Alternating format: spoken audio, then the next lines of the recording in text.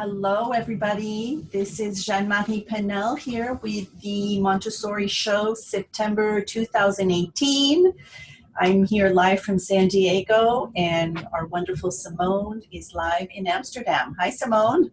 Hi, Jeanne-Marie. Nice to see you. I can't wait for this. I'm really excited. We're talking about avoiding bribes and threats and punishments, and I think it's going to be very relevant. We've had lots of people write in before the call, and we've got a great group already on the call, including Carolina, who says, I have my cup of cocoa ready and children sleep. Love this me time.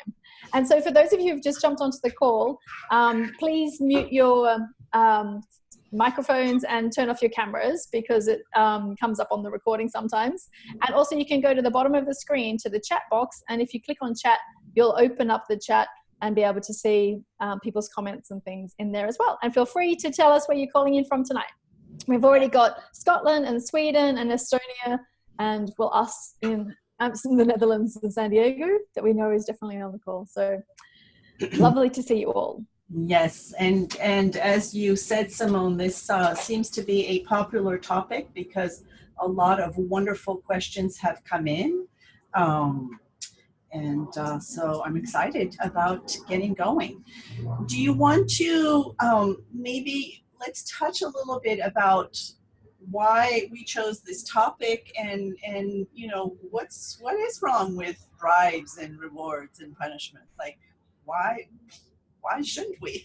So I found that when my children were small, I was like, it didn't feel right. It didn't feel authentic to kind of say, oh, if you do this, then you'll get this chocolate. You know, it kind of just felt like I was tricking them and manipulating them in a way. And I'm like, there has to be a different way. And then a friend of mine gave me the book, How to Talk So Kids Will Listen and Listen So Kids Will Talk. And it has great chapters on getting cooperation from your children without these, why you shouldn't bribe and threaten and punish your children, and also on how you can set a limit then even if you don't use those things. So I think they come up in quite a lot of the examples, but I thought it was useful to start at least with saying why we choose not to do these things. And so when you have this extrinsic motivation, which is me, the adult, telling the child, if you don't do this, then this will happen, that's the threat, or a punishment, if you do this, I'll put you in your room, or you'll go to timeout, or that kind of thing, or the bribe, which is still me doing it, so if you do this, then I'll give you something. It's basically teaching the child that it's always extrinsic motivation. We're trying to build the intrinsic motivation, which is coming from the child, that they want to do the right thing. And so it's a longer process. So if you're not interested in the long term, you can turn your telephones off now. But basically, this is an approach that we are trying to child and show is to work with them. Can you hear me? Yeah, can you repeat that? Because you cut up just a little bit when you were saying that, and I know it was important. Yeah, no, that's okay. So we're basically going to look at ways where we can, what Alfie Kohn says, working with our children as opposed to doing something to them. So it's where every time you feel like you're tricking your child, then usually it's probably getting onto the side of bribery. And even like maybe a logical consequence could sound like a threat, but it's the way you deliver it. It's like, oh, you really want to stay at the playground, and we're also going to the supermarket. So the way that you kind of approach this, and we'll talk about a lot of the language when we use the examples, it's still an if-then, but it's done in a very loving way, in a way that like, you've got needs, I have needs, and how can we all have our needs met? So hopefully I've piqued your interest into that kind of thing. There's also a great article by Alfie Kohn, 5 Reasons to Stop Saying Good Job, because this overpraise is another way that we sometimes try to get cooperation from our children, where we say good job because we want them to bring their plate to the kitchen, or we want them to sit down at the table, and we say good job. But again, it's just another way of extrinsic motivation. And what we like to do in the Montessori approach instead is to talk about describing what they've done, or to basically it's encouragement. So, I really, you put all of your things in your bag ready to go. That's what I call being independent. And we're describing all of the steps. And not only is it richer language, that they're getting from this, they'll actually learn, when I do this, then I feel good about it. And so you're basically building their intrinsic motivation. Yeah, and to me, the whole idea also of this, the praise and the good job is the creating the reward junkie, as we call it, where, like Simone was saying, is this notion that then we're only doing things because of what we're going to get for it, and not really doing it because it feels good, because we're able to do it and such. So when we're wanting to encourage, it's really about encouraging that effort, and like you say, describing what they are doing. And I always like to say, oh, that must feel really good, so that it brings it back to like, oh yeah, that does feel good. And so it's really about nourishing the intrinsic value that we want to bring to children. And then another very important aspect to me of this whole bribes and rewards and such is two things. For one, I always think, like, would you talk to a friend this way? Would you talk to another adult or coworker, or your partner, or such? And to me, children deserve that same respect. Why should we speak to them differently because we want to get them to help us with something, or do something? So really being mindful of our language with our children, because like everything, they are watching us, they are listening, we are modeling to them how to interact with other human beings.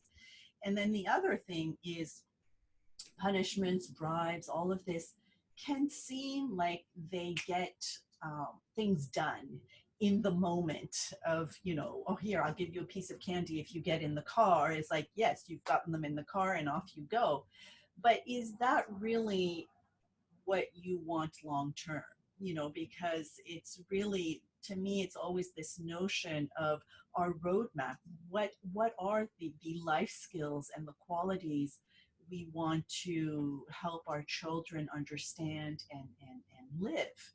And I know in positive discipline, we always do this, exercise. And I think we've talked about this on the show before, this exercise of, all of the issues and the challenges going on, but then also all of the life skills that you hope that your child will have when they're young adults. And that's always the reminder to me of, is what I'm doing right now, is my bribing or my punishment, is it really going to help them be self-confident, self-reliant, independent, generous, all of these qualities that we want in them? So that to me is always thinking about long term. It's parenting is definitely a marathon or an ultra marathon.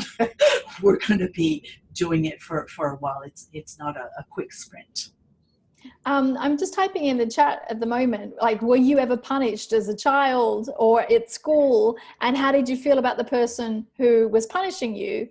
Because when I ask that in my workshops, I usually get that we were grounded or we were sent on detention. And no, we definitely don't like that person. And that's why we're at this workshop, because we want to learn a different way. Yeah. Yeah. And punishment brings out I think the 3 R's. I think now there's 4 R's. It's resentment, retreat, revenge. Those are the 3. Yeah, there's also like getting around it. So some people, like some clever kids, will go, okay, well, I know that they're going to do that, exactly, so I'm going to work out a way to just hide it. And I have a funny story about sitting at a hairdresser, and the lady sitting next to me was telling the hairdresser about how her 15-year-old was climbing out of his bedroom window to go out in the middle of the night to see his friends. So they were going to put bars on the window. And I just thought, I think you need more than bars, because he's just going to find a way to get around that as well. So you have to have this very open relationship where you can talk to them and say, okay, this is okay, this is not okay, how can we find a way to work together? You really want to see your friends and I really need to keep you safe, and how can we do that? And it starts from very, very young. And basically it's great that any of you with young children are on this call, because you can start this relationship already, because it's something almost too late to start when they're teenagers. Definitely. I mean, this is super important to start it now, especially those who have toddlers, because teenagehood is a repeat of toddlerhood. They just have better verbal skills and they can outsmart you, but it's really the same thing. They're just saying, help me to do this by myself, or let me do it, let me figure things out. But if we have, like you say, a connected relationship, then then it's wonderful. I have an 18-year-old still at home, and we're in the last year of school, and there is a curfew during the week, and the other day he was trying to negotiate that it was too early and everything. So I said, well, what would work for you? And so we came to an agreement, which to me, that's all part of it. I'm giving him also skills to negotiate, because he's going to need them later on. So very important. Yeah, and as long as it's not in that moment when the child's having a tantrum, that's not the time to negotiate. But at a neutral time, when you're both open to having a discussion, then that is something that can be reviewed at times. For toddlers, mostly it needs to be clear. But yes, as they get older, that negotiating can come into place at agreed times. Oh, we can talk about this for days. I love it so much. But I even thinking of a young child being put into timeout and how alienating that feels for the child when they're actually having a really hard time. So usually, like, the child's having a tantrum, okay, you go into timeout then. And actually the tantrum is a call for, like, hey, I'm not coping right now. And I remember hearing from you, like, they're not having a hard time. They're not giving us a hard time. They're having a hard time. So in that moment, wouldn't it be lovely actually to have this person who says, oh, I can see you're really having a hard time. Can I help you calm down? And of course, if they've done something wrong, once they're calm, then we'll help them make amends. But it's in that moment, actually, they need our support, not to be stuck in the corner. And often timeout, I mean, to me, I know was used to, you've done something that's inappropriate, or you're bad. Go think about how terrible you are. And it's like, that's just, to me, that's just so terrible to wallow in how awful we might feel, because yeah. And also, just that last thing then is, like, we do remember that if we were ever grounded or put into detention, we don't often go and think about what we did wrong. We just end up thinking about how mean the person was who put us into timeout. So again, it's making us disconnect from the child, as opposed to being the one that, even if they've had a hard time, we've been supportive. Exactly. So I think it's probably a good time to dive into the questions. Yes. I will happily read out the first one if you like. Okay. And this one is from Jenna. It says, great topic, thanks. How do I get my 4-year-old twin girls to follow their morning routine when getting ready for school, and evening routines with a little more ease? I tend to raise my voice too much to get things done, especially when we're running late. I'd love some alternatives to bribes, rewards, timeouts, and punishments, and how to deal with behavior in a healthy way for 4-year-olds. So my very favorite one for this is actually sitting down with your twins and just really putting the issue out to them and saying, I have noticed that we really have a hard time, doing what we do every single morning. It's the same thing, the routine. How can we help each other, and how can I help you? And from there, create a routine chart with them. So this is not something that you're imposing on them. This is something that you are creating together. You're finding solutions together, and really sitting down together and thinking of all the things that need to be done. Personally, I would choose one of them, not to do both, at the same time. So, really think about which one is the most difficult one. Is it the morning one or the evening one? And then really sitting down with them and saying, okay, let's brainstorm about this. What are all the things that need to happen for us to, go off and start our day happy and such? I don't like to scream. I don't like to raise my voice. It doesn't make me feel good and all this. And then from there, and I think we've done a show on where we explain the routine chart in details, but it's really this idea that, again, we are including the child in finding the solutions, and really making the child and all the members of the family that are involved aware that if we come together, we can find solutions together and make it a lot more peaceful. And once you have created this routine chart with them, then the routine chart is the boss. You no longer have to remind, nag, raise your voice and such. You just say, oh, I don't remember. Why don't you check? And I have something else I need to do. Why don't you, so that you're really empowering them to start getting used to having that routine. And at 4 years, they should be really able to understand that and really take ownership of that routine. I think that ownership's a big part, because I often say, who's owning the problem here? And usually that 4-year-old's making you a problem, and they're seeing you get stressed and wound up about it. And there was a mum who came to a 2-part workshop that I was running in Amsterdam, and she was saying that her 5-year-old had the same thing, that basically mornings were a disaster. Her child wasn't a morning person and these kind of things. So we talked and workshopped in the workshop about how she would talk with her child, set up for success. They were going to choose some outfits before, in the night before, for example. So if you know your child's slow, try and get as much done in the evening before. And that she would just say, okay, this is your responsibility. I'm here to support you, but I'm leaving it with you. And she said within a week, the whole thing changed. The dynamic changed because she wasn't owning it. She's like, okay, I'm going to take her in her pajamas to school. I'm going to warn the teacher that that's what we're working on this week.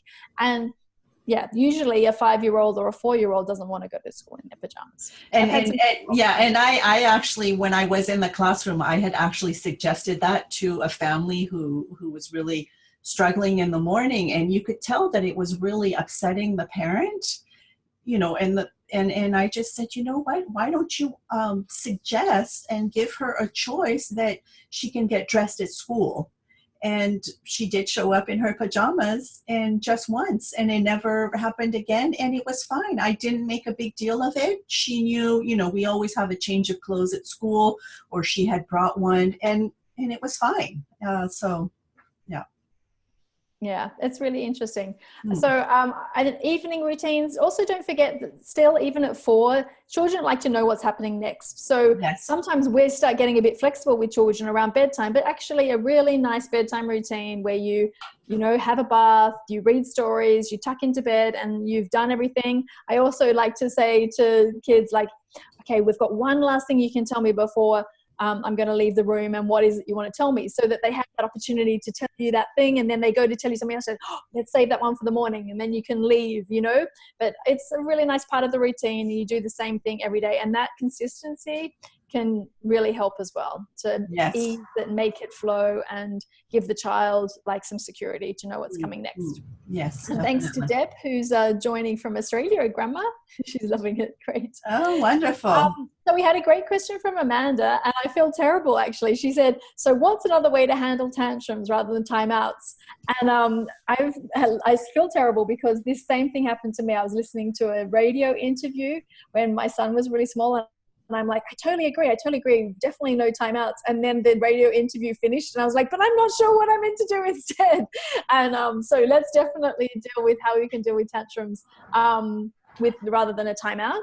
So 50% of children roughly will like to be cuddled while they're having a tantrum. Like, oh, you're having a hard time, here, I'm going to hold you. And you'll see them rage, sometimes get really angry and furious and sad, and all the range of emotions. For example, when my son didn't want to get dressed, 45 minutes, and you could see him go through like anger, resistance, and then kind of like sadness and embarrassment, and then eventually he calm down like this. And then he said, okay, I'm ready. And what I loved is that we were still connected. He wasn't blaming me for making him get dressed or anything like this. He was just ready to get dressed. But 50% of children will push you away, and they don't want to be touched. Sometimes they even change. Sometimes they like to be hugged, and sometimes they don't want to be hugged. And I will say about the hugging, I always ask, like I always, say, would a hug help or such, as opposed to going and holding them, because like you say, that might even irritate them more. So it's more about, oh, it looks like you're having a hard time. I'm here for you if you need a hug.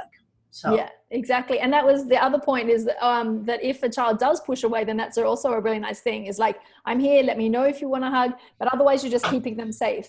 And people say, oh, should I just ignore the tantrum because actually I'm just giving attention to it? And I say, well, if you've had a hard day and you're telling a friend about what's gone wrong, and you just leave the room to ignore it because you're not interested in this unacceptable behavior, then you feel like, oh, this person doesn't even care about me. So I acknowledge it, and yet I just keep them safe. And like, I keep saying, like, yeah, if you'd like a hug, I'm here. And I love that, getting permission from the child to have a hug. And like, yeah, even Montessori teachers, like when we shake hands, would you like to shake hands? We don't ever force ourselves on a child. We wait, let them take their time.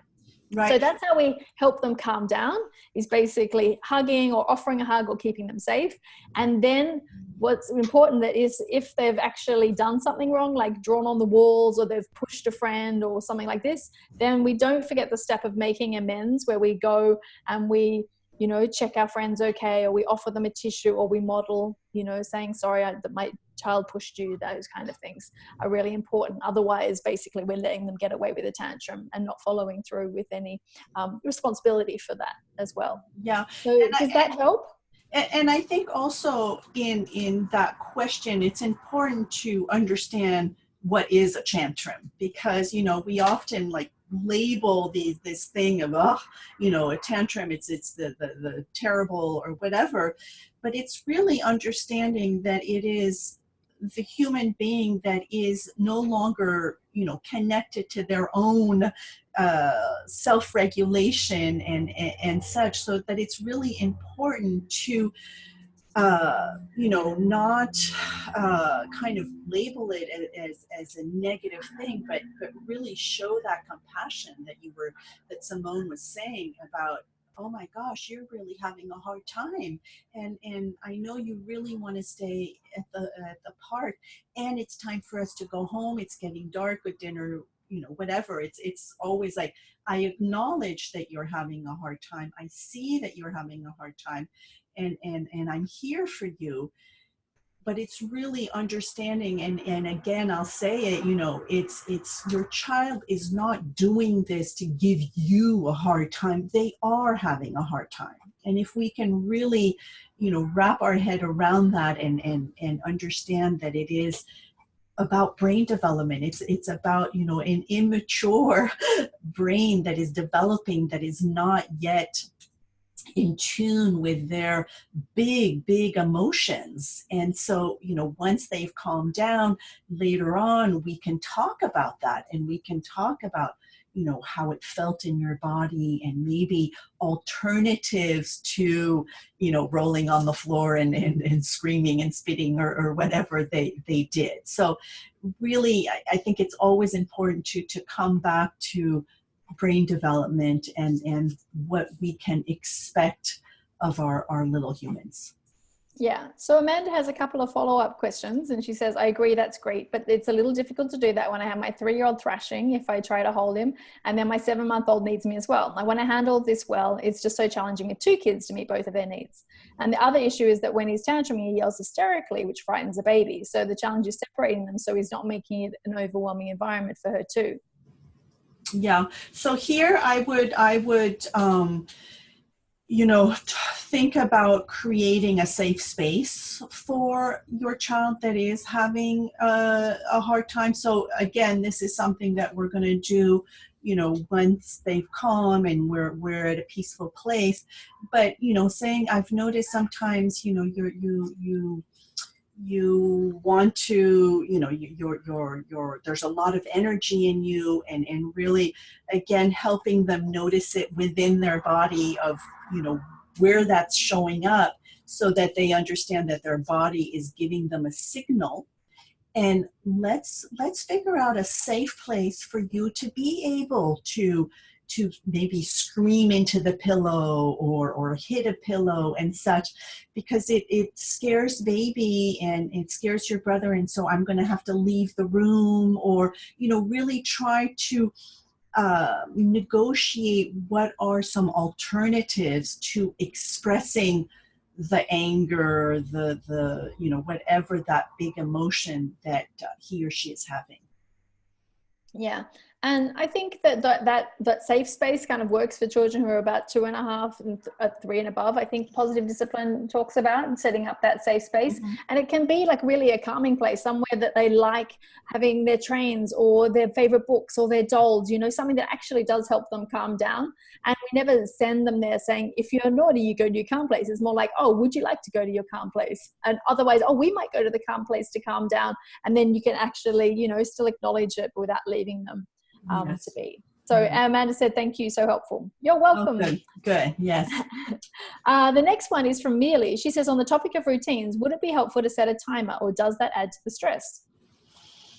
This is very personal. I feel it adds to the stress, but at the same time, I use a timer for myself when, I know my time is limited. I'll put my phone timer and I have, 20 minutes to do whatever needs to be done. So I think, again, this is something that needs to be talked about, because it's what's going to be helpful to the child. And if the child is at an age where they can help you find the solutions, that might be something super helpful. And or maybe one of those sand timers that I feel is a lot more peaceful and gentle. But sometimes, yes, a timer might work.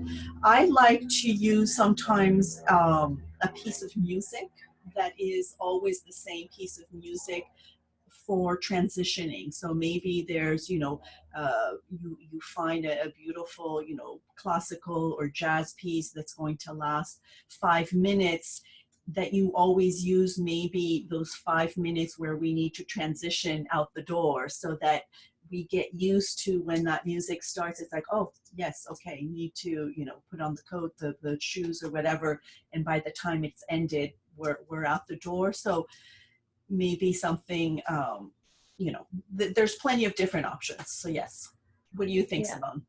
No, I think that's beautiful. I think time as a routine is probably too much. I sometimes would use a timer if I'm leaving a playground and they help me set the timer that it's going to go off in 5 minutes, so that they have agreement. We're basically working with them to leave. But I think too much reliance on them means, again, it's extrinsic motivation instead of, gradually building the skills to get it done. Mm-hmm. So but I love the idea of music. That is beautiful. I haven't tried that myself. So I think that's really nice. And Patricia actually added to this conversation about timeouts and safe places by asking, is it possible the safe place can be made for the baby instead? That way the upset child doesn't feel that the baby is being chosen instead. I don't see why not. I mean, if you're able to put baby down safely in another room so you can tend to the child having a big emotion, that would actually be very nice. But, sometimes we can't always put them down. They might, need us as well or such, but great idea, I think.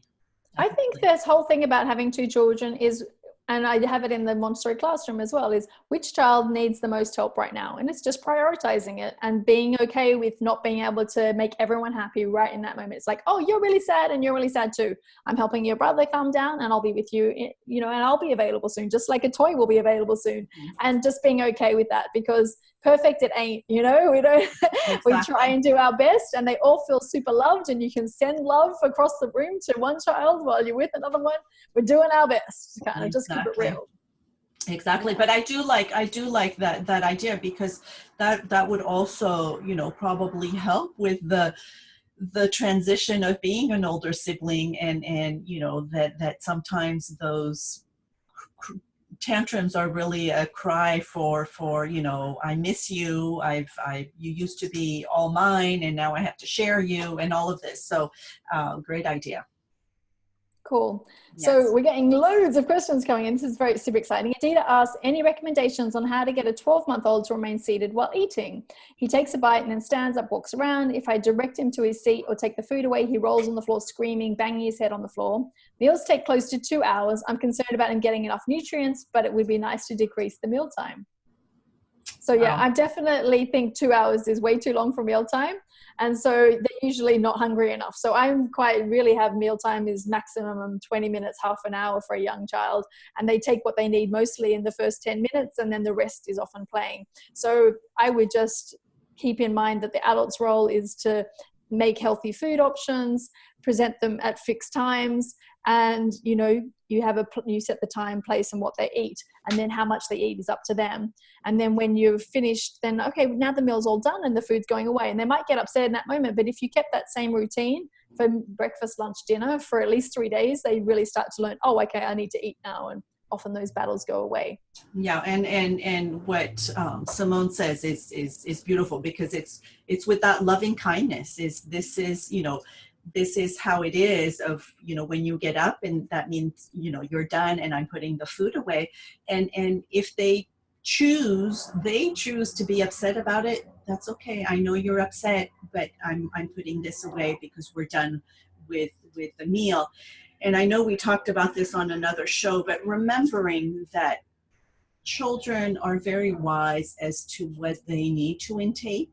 So if you are giving them, you know, quality food and a choice of good nutrition, they will intake what their body needs. And so some days they might eat a lot and other days they won't eat that much. So we need to kind of, again, step away from imposing what we think they need to eat, and you know, just really making sure that there is good nutritious quality, and that's it. And they, you know, if they don't eat very well at dinner, they'll have a huge breakfast, and that's fine. And you know, staying consistent to when the meal time is, and how you do meals, and stick to the routine. And when they are throwing themselves on the ground, then we move back into that managing a tantrum aspect that we talked about earlier in the show. So it's like, yeah, sometimes we have to set a limit, like this meal time's done, which will move us into the tantrum, and then we help calm down, and it goes on like this. Anka had a really useful comment too. She said, if possible, I hold both of them, the 3-year-old and her almost 1-year-old, and verbalize for the baby that the brother has had a hard time. And if I know why, I also tell it to both of them. And other times I give something to do for the baby and discuss it with the older one, or very calmly tell the older one that I'm sorry he has such a hard time, and I'm asking him to sit by me until I finish with the baby, or if you're nursing and things like that, as soon as possible, and retreating with the older one. So if I keep as calm as possible, I notice it's a bit easier on him. So I think that's really beautiful. Very nice. Yes. Great. So the questions, they're still, are you taking from the chat or the? Yeah. So I'm moving everything from the chat into our question spreadsheet. Okay. Because there were some questions that had come in a little bit before. Should we do, we can do Sandra and Catalina's, and then we'll get into the questions that came in before the show. Okay. So Sandra asked, Edita said, thank you so much. That was in response to that one. You're welcome. And Amanda said, that's a great idea. Okay. So Sandra says, when I pick up my child from preschool, he often doesn't want to go sit in his car seat. I typically try to tell him what we will do next, things that will be fun for him. Is that considered a bribe? Not necessarily, but this is great, Sandra, because this is actually a story that I tell when I used to pick up my son at preschool. So like I said, my son is now 18 years old, but when he was in preschool, I would go to pick him up, and he would resist getting into the car seat and into the car and all this. And I would get really frustrated because here I was, I had, you know, spent all day working, and I was rushing to go pick him up so that I could get home and get dinner, and so on and so forth. And what happened is, you know, at the time I was actually doing positive discipline training and was in a mentor group, and realized really what was necessary here was the connection piece. That here we are, we have been separated from them all day. They have missed us, you know, and here we are showing up, picking them up, and we're just expecting them to, you know, come on, follow along and do this and that. So I would, you know, suggest really taking a moment to connect back with them of you know, I actually, for me, was just sitting for, you know, 5 minutes before even, you know, thinking of getting in the car, and sitting down, whether we would have a little snack or something, or just, you know, how was your day? And I would tell them a story of my day and such. And then it's like, okay, now, you know, we're going to be doing this and that, and do you want me to help you get the car seat, or you want to get in the car seat on your own? So it's really just taking the time to connect. I think we are always so hurried, and that our children, you know, they're in the moment. They are just so happy to see us and to connect with us again. So if we can be mindful to take the time to do so, I believe that it will be a lot smoother. Yeah. No, I think that's nice. And I do think that there's that fine line between what is a bribe and what is, you know, like manipulating them and what's just a natural thing. And it's a conversation. So I think it is natural. It's only when like you're trying to, with your desperate energy, okay, and what are we going to do now? And they feel it, that you're kind of trying to get through this difficult moment. And sometimes it's just to stop, as you say, and just, yeah. Exactly. Really and if you're just saying, you know, we need to get in the car seat because we're going to this and that, that's, I mean, to me, that's not a bribe. That's just explaining the reason why it's necessary to now get into the car seat. Yeah, and the same with my how I used to do with my kids. Like, we needed to go to the supermarket and we were going to go to the playground, but I didn't say, if you're good at the supermarket, then we'll go to the playground. I'm like, oh, we need to go to the supermarket and we're going to go to the playground. And one's not a bribe. It's just that's we're all allowed to have fun in our day and get what we need done, but it's how you actually present it to the child. So I hope that's helpful. And Caroline says, sometimes I stop myself and try to look inside myself and to see if I'm being authentic or not. And I think that's really the heart of it. Yeah. That is the heart of it. And that's, you know, that's mindfulness. It's really taking that pause to know where we're coming from. Very, very Cool. nice.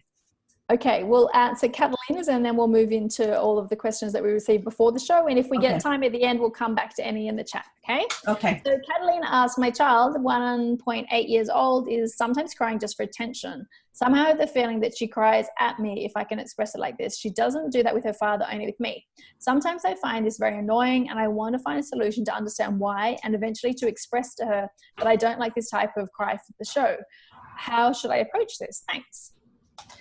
So this is, again, acknowledging exactly what you're feeling. Is like, oh, are you wanting my attention? Is this your way of asking for me to, you know, do something with you? Can we use words, or maybe can you have create a nonverbal sign that you could have with her, so that basically she just wants to be heard. She just wants to be connected. So if you mirror back to her, I hear you, I see you, I know you want, but let's find a different way, because it doesn't sound nice to my ears, and I know that you could maybe sing a song and ask me for your attention or such. So giving her the tools to change it up, because it's true that it's annoying you and it's triggering you, but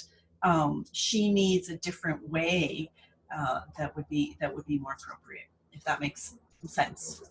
And sometimes they do that with like one parent, because they see that it gets a reaction. And so they're kind of testing to see, oh, what happens when I use that voice? Oh, okay, this has really got mum's button, so I'm going to kind of keep pressing it. And by responding in a way like Jeanne-Marie says, you're actually stopping that reaction and showing her skills to move on to the next step. Oh, you want to show me? Come use your words. You can kind of do different things like that. So I think that's great. Yeah, they're very I hope that helps Catalina.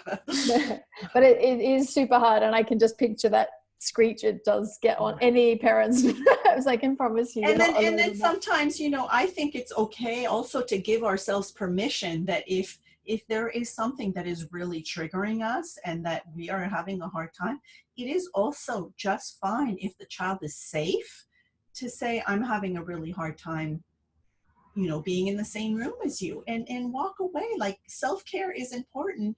And there again, you are modeling that, there's certain situations that are harder to handle, and I'm going to go take care of it. And I just need to step out of the room and take, 10 deep breaths, and I'll be back. And as long as your child is safe and don't, if it's torturing you, like, you can give yourself permission to step away from it. Yeah. So some of the ones that came in before the call, we've got from Corrine. She has a 25-month-old toddler at a Montessori nursery, and they're having trouble with sleep. She's got a nice bedtime routine and everything. The problem comes when she leaves the room. So the child cries out for one more thing. So like we were talking about before, I think that the routine chart would help a lot, so that the child's work together and used all the things. Have you got your drink bottle? Have you been to the toilet? Have you got all these things? Is there one last thing you want to tell me, which is the thing? And then calmly leave the room, and they learn that that is really the end of it. So yes, she's interested in talking at the moment. That's what she writes in the note. But I think that you can say, oh, and please keep that one for tomorrow and we'll talk about it in the morning, because you're showing that there's a deadline, because it does creep in. Before you know it, you've been back in 3 times, and it just needs some clarity on this is the end. Yeah. What do you think, Jeanne-Marie? And no, you're right. And for me, the little kind of nuance with that about like creating maybe a routine chart about that, I like to create a little sleep book.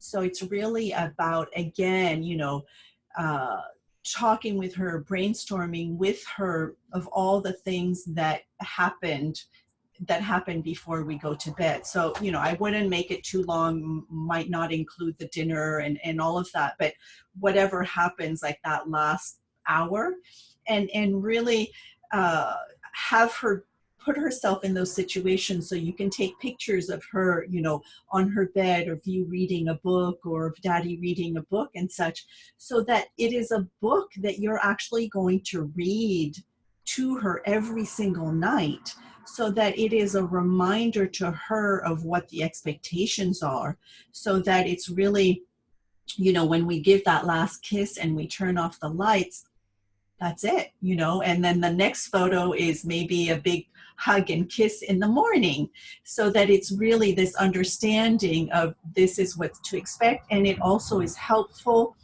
for everybody else. So if there's another caregiver, if you're out, if there's a babysitter, it's like, here, this is the manual. And it just, again, it's that repetition that is really very securing to them, because right now she's trying all sorts of different things every night, and she's very smart, and she's going to come up with all sorts of different ways to get you back in that room.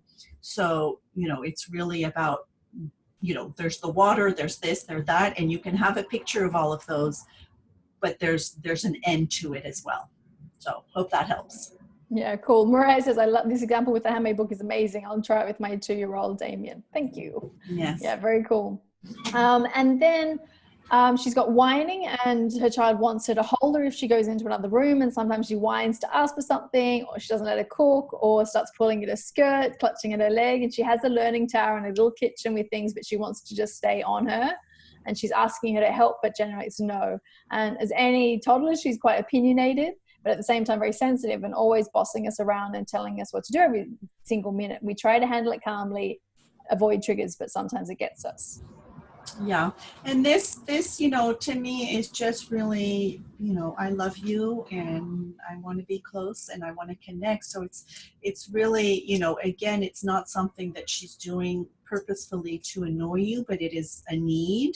So, think about maybe ways that you could maybe create a very special one-on-one time with her, so that, it's something, very special between the two of you, so that there is this reminder of, oh, I know you really want to be with me right now, and I need my hands to cook. Would you like to help me?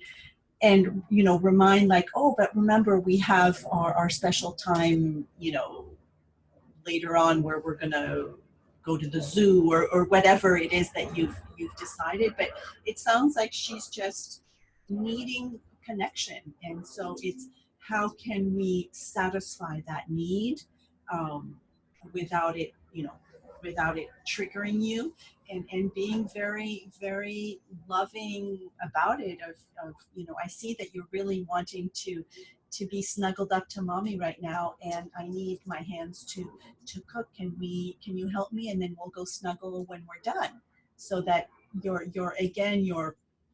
compassionate to her need, and you will satisfy it. And I think something really important you're saying, Jeanne-Marie, is you're asserting that you need your hands. You're not actually, because these strong-willed children who boss you around and that kind of thing, actually, I am a parent, and I have also my own choices and my own things. So I'm compassionate to your needs, and I am doing my thing too. So I love that. And then you make a special time and you can write it down as well. A notebook might be great for your child. Like, oh, you really want to do that? And I'm going to write it down. And then when dinner's finished, remember we wrote down in our notebook, and then you can cross it off once it's done. So you can talk about things that you're going to do after dinner's prepared, and those kind of things can be nice. Or maybe even just switch it up completely. Like, I'm putting some fun music on. Let's have a dance party while we're in the kitchen, and just like try to break whatever cycle it's got into. That mealtime, she starts clinging my leg, do something that she loves doing, get her musical instruments out and just change it up. And have fun. Like, humor is also a great strategy, you know, that we sometimes overlook. We get so serious, and it's okay to just have some fun. Yeah. I used to, I don't know if it's great, but sometimes I would just start going, you know, kind of like get upset myself, so that there was like this mirror of, you know, it's not the end of the world. Like, okay, we can do something else. And I love the idea of putting on music. And, you know, when you're doing something also, it's important to use those iMessages of, you know, I could really use your help right now. And then when we're done, we can go play or snuggle or whatever. So as opposed to saying, you know, here, you do this. So. Yeah, I'm just typing in the chat box that I'm going to stop the questions in the chat because we've still got a lot more to get through in our thing here. Okay. Thank you. Okay. Now it says, I'm finding it difficult to stop breastfeeding. Literally every time I sit down, she's pulling up my shirt and thinks she has an open bar. And she's tried everything from distraction and talking about that she's growing up now, and lying by saying she's in pain. Whenever she refuses, she starts screaming and crying until she takes it. And most of the time I'm so fed up and exhausted, I try to give in, or I bribe her because I can't feel like I can reason with her. We don't do punishments or timeouts, but we do bribes and the occasional adult tantrum when we are at our wits' ends, which is true. We all sometimes lose it, so help. So this to me is you know, a very personal kind of issue of self-care, where you know, if you are done with breastfeeding and that it is something that is like you've done it for 2 years, it's you know, it's you can decide that I'm done, and it is your your body. Like, do not have that, you know, guilt, like I you know, I will breastfeed until she no longer wants it. And so there it's really stating, you know, I don't have any more milk, or you know, I'm not able to do this, and really, you know, make a decision. But that's something that you're going to need to do with yourself first and foremost. And then from there, maybe, you know, give yourself a little spa weekend or girls, you know, weekend away or something, so that there is kind of a physical cut, and really when you come back, it's like, oh, no, there's no more. And we move on, and we have another relationship. Because the whole, you know, for me, the extended breastfeeding is really really a relationship of nurturing and of intimacy and cuddling and such. So we need to kind of replace it with something else, with cuddles, or with a special, you know, day of the week where we do something special and we plan ahead, and things like that. So that to me is really, you know, something that you, the adult, needs to decide and be firm and kind about what your limits are about, you know, your body. And really, you know, I understand that you really want to, you know, snuggle up and have some booby. And I love when you say it's an open bar, but you know, you have to be firm about what your boundaries are. Yeah. So I think that in principle, extended breastfeeding is lovely and beautiful. But when you as the mother have had too much, then it's not fun. It's meant to be about connecting. And if it's not connecting anymore, and I'm not sure if you mean that you're just trying to stop completely, or you just don't want it to snack all day. But I know some people who've got very clear boundaries, like, oh, we breastfeed in the morning when we're in the bed, or at night, last thing, but it's not an all day open bar.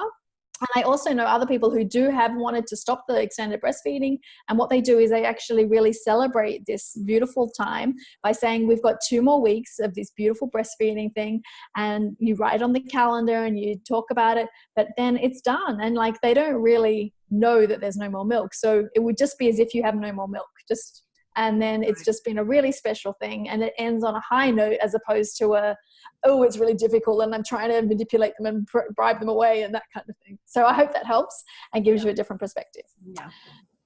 So Daphne is from the Philippines. She can't make it onto the call because it's 2 a.m. But she has a question. She has an almost 18-month-old girl who doesn't like to brush her teeth. She already has 16 teeth. I show her when I'm brushing my teeth. I don't push her because she's so stubborn, and I don't like fighting with her. How do I encourage her to brush her teeth? So to me here, it's you know, making it a game, taking turns, you know, explaining the importance, maybe having it as an activity where she can practice on her own, and things like that. How do you manage that, Simone? I know the teeth brushing is really tricky, and I kind of am getting them more used to having this like thing in their mouth. So my kids even just had a toothbrush in the bath and kind of poked it around, and then I just say, okay, now I'm going to finish off, and I would do a little bit like, this is the way we brush our teeth, and those things. But yeah, brushing alongside each other can help. Taking turns to brush each other's mouths has been effective, and it is not a thing that they like very much, and it's important that they learn it, but actually don't worry too much about it being perfect either, because maybe we're spending too long on it. You're really wanting to build the process, but whether it's perfect or not, that might not happen, is my approach. Yes. So there's no, and also we have to be careful we're not getting into the tricking them, you know, kind of thing. So yeah. Right. Yes. Perfect. We are cleaning their teeth. Aditi said, thank you very much. I've had to leave lunchtime. I'll try implementing. Wish us luck until the next time. You're welcome, Aditi. Wonderful. Okay. Roz has some great questions. She's asking, how does one sustain a positive parenting approach with a busy lifestyle? What's the best way not to lose sight of how we behave or speak towards our children? Do you have any suggestions on the best way to speak? Approaches, what to say, tone, negotiation techniques when disciplining? Any examples would be helpful. So this is you know, when you say busy lifestyle, it's looking at our lifestyle and what are our priorities, and maybe sometimes we need to declutter not only the physical aspect of our lives, but also our schedules, and that there are maybe, you know, too many things on your agenda, on the schedule and such, that make you feel that you know, kind of there's too much going on. So that would be one thing. And then it's really, you know, having techniques with yourself to be able to come back to that mindful place. So whether it's, you know, some people have a rubber band on their wrist, or you know, take a deep breath, or post-its around and such, so that you have reminders to help you come back to a calmer place. But it's you know, it's self-improvement, constant self-improvement. That's what children are here for, is to help us look at ourselves and how we can be better models for them. Yeah, I think that's really important, because actually everything we choose to fit in the day will take away from us. So we have to think, can we take the busy out of our lives? They can be a great mirror. If they're not fitting into our busy lifestyle, something has to give. Yeah. But I think it's beautiful, because it's quite a long email. It talks about how, you know, they're offering her child more choices, and they're trying not to have a naughty step, and they're using breathing, which is great, and having a positive timeout, like more like a calm space, like we were talking about earlier. And she said it takes a lot of time, something we don't always have the luxury of, and patience, something we also don't have lots of, but she's hoping the hard work will pay off in the long term. And that's exactly what we're trying to do. And she asks, is there anything else we can do?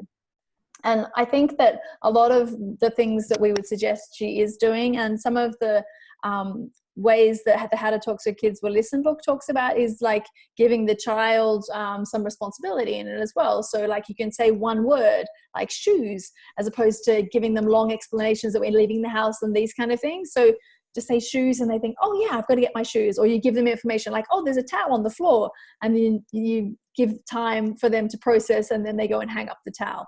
And you make it possible for them to do these things by having their shoes always in the same place and setting up your home so they can set the table for themselves. We haven't really talked about that so much, but giving them some independence in those skills. I also really like giving them time to process what we've asked them rather than nagging them, because we say something and then we find ourselves saying it again and we say it again. And so just today when I was doing orange juicing with a child in the class, I said, oh, and the peel goes in the bin. And then in my head, I had to count to 10 because she was off in the like this. I'm thinking, I'm not sure if she heard. And then really, it took such a long time for them to stand up and then went to the bin. I'm like, oh, I'm so glad I didn't repeat myself, because I would have just actually added to the stress, because every time you repeat yourself, then they start to go, oh, now I don't want to do it. No. So I think hopefully some of those extra things help too. Have you got any other suggestions that came up? No, I think that that's, so right on. Slowing down as well, is really being able to take the time and to, like you say, take that busyness out of the schedule and kind of, looking really mindfully as to what is important to us. Yeah. She also said that the morning routine's the most difficult, and she was looking to get a routine chart that she'd seen online. It's a nice one where you can slot in the different things that need to be done, like getting dressed and those kind of things. But I think, like Jeanne-Marie said, sometimes making it from scratch is just as good, because then you're really involving the child in what the steps are. And she said that she also bought a little basket to put the clothes on for the next day, and that's helping by getting it ready the night before. So hopefully that's helpful for other people as well. Perfect. And then her last question was about the nursery that their child goes to. Unfortunately, there's not a Montessori nursery available like her child was at before. And they have a pebble jar. So if a child does something good, they put it in the jar. And if the child does something bad, they take it out. And so that's really difficult, because that's an extrinsic motivation, one of the things like a bribe or a punishment. And she's wondering, how do you deal with these differences between what happens at nursery and what happens at home? That's a tough one, but you can definitely have a conversation about that. I'm at a loss right now, because I hadn't heard this idea of the jar, especially taking it out. It breaks my heart. I think it's good to maybe talk about it, so that you can discuss at home how it made her feel, and things like that, and to and maybe talk to this nursery also as to why that's kind of not very respectful of the children as well. So yeah, I think I've heard it happen too, like children who've been to my class, and then their children start going to one of the international schools, and then they have their like stickers and things like that for doing a good job. And all of a sudden their kids are asking them, well, I'll do it for a sticker, because the price basically rises, doesn't it? It's like, well, I didn't, if I always get a lolly if I get in the car seat, then where's my lolly today? So we have to be careful, these kind of things. But this said, like, yeah, that happens at nursery, and at home we do this because we're part of the family. So I would always come back to, there may be different rules in different places, particularly like at grandparents and these kind of things, is that the grandparents might have the luxury of giving them chocolate every time they go to play there, but that's not something that happens in our house. So even if you like the nursery, but with most of the other things, and you can't change their policy or anything like that, then that's the way I would cope with it, is to try and say, okay, that's what happens at nursery, and at home I'm very confident about what we're doing here and our approach, and knowing that your child is actually likely more at home than they are in school environment and the nursery. And that's really important to recognize too, because I know that sometimes that happens when children go and play at other people's homes. They see different rules and things like that, and I come back to, and how often are they at these other people's houses? Probably only an hour a week at max. So really be conscious of that. And helping them process how it makes them feel, I think it is fine. Not saying, that the school is wrong for doing it or whatever, but in different people's homes in different places, it is just different. And how does it make you feel? And just acknowledging that, I think, is important. And Yeah. and to me, I think it's, without undoing the work that the nursery is doing, but really, helping her realize that she is a beautiful human being just the way she is, and it's not pebbles that are going to determine her goodness on this planet. And I think that's always the most important work, is to really and that I see you for who you are, and you're a wonderful human being, and what goes in and out of that jar doesn't doesn't really define you. So. Well, we got through all the questions. Woo! Hey, wow, that was a lot. Thank you so much. And this has been a lovely group. There's been over 30 of you on at the same time, which is really wonderful. So thank you all so much for being here. What have you got going, Simone, coming up that you want to share? Well, it's actually just something that's happening in Amsterdam for people who've come to my classes. Okay. The Jacaranda Tree Montessori 10-year anniversary. 10 years. Yeah, wow. It will be 10 years since I've been running my parent-child classes. So it's not going to be an open event, but it's going to be more like a reunion. So I'm going through and looking up all the email addresses for everyone who's come to classes, and we're going to go to a petting zoo and just have a little gathering, which will be super nice. So that's what I'm spending my next month on. And we also have got a date set for our October call as well. Yes, October 26th will be our next call. So it's Friday, October 26th. And we thought we would do on practical life. So practical life is a big foundation of Montessori work. And so we want to explain a little bit more as to why and how you can implement it at home, and some activities that would be appropriate for the different ages. Yeah, and so this is basically, how do you include your child in daily life in an age-appropriate way that's relaxing for you, but also is great for your child? Yes. And Jeanne-Marie, for you, what have you got coming up? So I'm super, super excited, because next week, October 1st, is the 5th season of Be the Best Parent You Can Be, where Simone is a special guest and is being interviewed. And this year I have quite a few Montessori people on. So I'm very excited about it. There will be 22 speakers altogether, and we will share the link in the replay email. You can sign up. Basically, you enter your name and email, and then every day you receive just one interview. And that is, I have different people from the parenting world, whether it's sleep, toileting, mindfulness, and all of that. So I'm very excited about that. And that starts October 1st. Sounds great. We can't wait. So we'll definitely all sign up. I'll drop the link in the recording as soon as the recording's ready, and we'll send it all through to you. Yes. So thank you everyone for joining us. We'll see you 26 October.